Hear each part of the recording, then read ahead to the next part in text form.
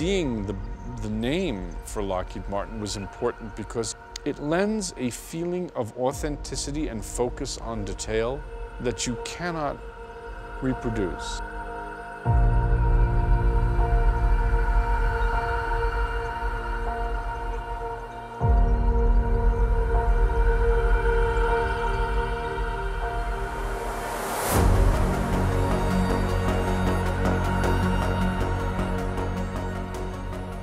We're here with James Gray, who is the director of Ad Astra. James, thanks so much for joining us here at Lockheed Martin. Very welcome. We're totally excited about seeing the movie, for those that haven't seen it. Set in the relatively near future, which is where Lockheed Martin lives most of its time.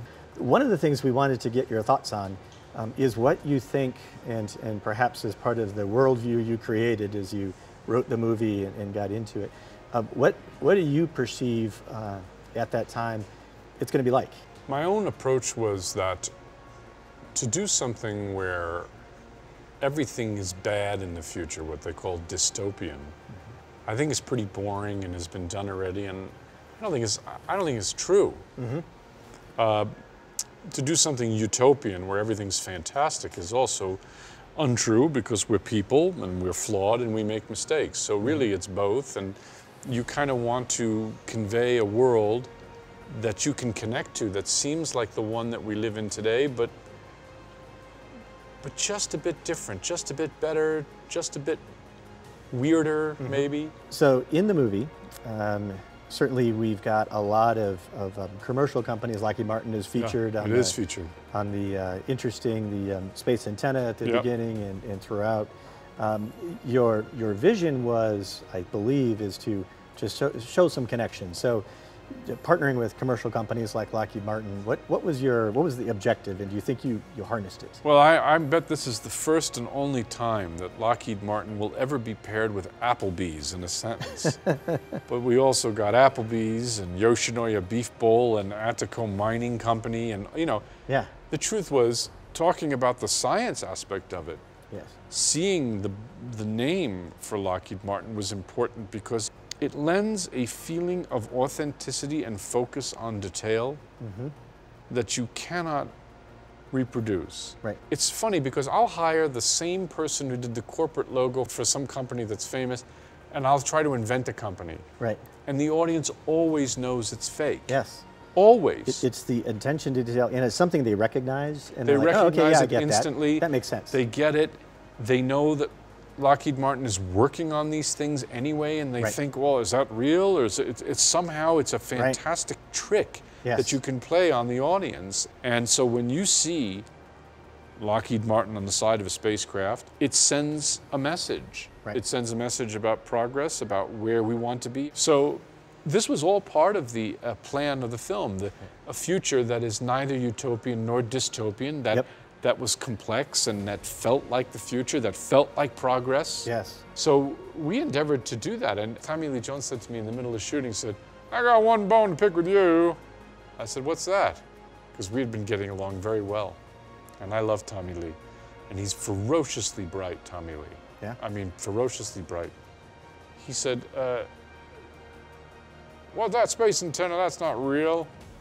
I said, well, no, I know it's not real. He said, well, that could never be. I said, oh. Right. I've seen some interesting materials being done. Game on. He said, why would we have that? I said, because it's directly into the earth, it's unhackable, it's all collecting all the information. Oh, all right, you convinced me.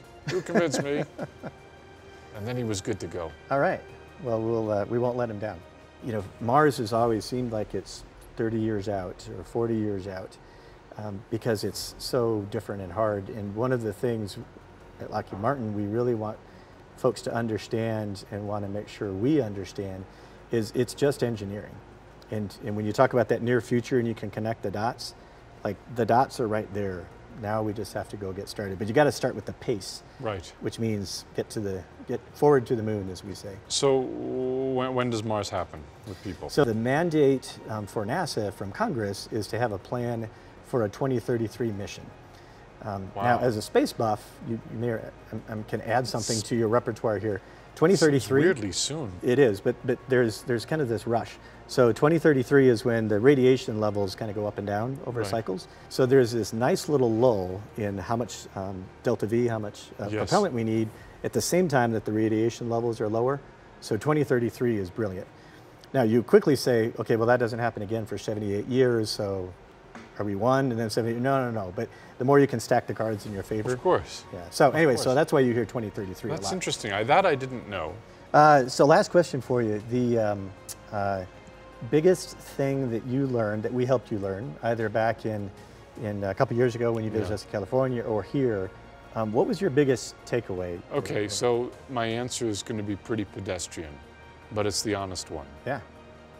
You don't realize how hard it is, how complex it is, how much brilliance and manpower, human power I should say, now my daughter would correct me, goes into this magnificent, mysterious, horrifying endeavor. Yes. And you just, there's no way to realize that until you see the people who are working on the project with the boots on the ground. The scale of the endeavors that we're doing now and the extrapolation into what it's going to be, it's really hard. I think it's the greatest team sport in history. You know, it's almost like what you have to do is to claim the ground that science says does not or cannot exist. Yes. Which is a very paradoxical and critical endeavor of man. Given that we have to use science to do that, it's tough. The will of human beings has to accomplish what science claims does not exist. Yeah. I'm a big believer in clusters. I'm a big believer in teamwork. Yeah. Freud had Jung, Lenin had McCartney. This idea that you do it on your own is bogus. Things of this magnitude and scale, you need the team. You got to have the will and the skill of everyone. The will and the skill of everybody. Yes. Well, thank you for joining us. We really appreciated having you here. You're welcome. The movie is awesome. Oh, thank you. And it's great to be partnered with you. For anyone that hasn't seen it, you're one of the few, so get out there and see it. So and enjoy. And it's a cool future that we're headed towards. So we're finished here. I'm going to tell you that is a wrap. Right.